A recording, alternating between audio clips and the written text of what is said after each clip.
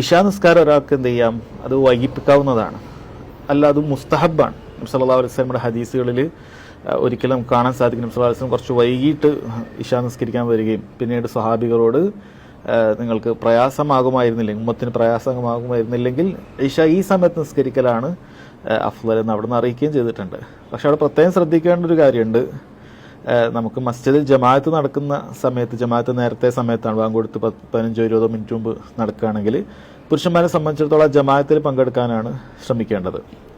ഇനി അതല്ല, അങ്ങനെ അടുത്തെവിടെയും ജമാഅത്തൊന്നുമില്ല, അങ്ങനെ കഴിയുന്നൊരു സ്ഥലത്താണ്, മസ്ജിദൊന്നും അടുത്തില്ലെങ്കിൽ വീട്ടിൽ നിസ്കരിക്കുന്ന സമയത്ത് അവർക്ക് അല്പം വൈകിപ്പിക്കാവുന്നതാണ്.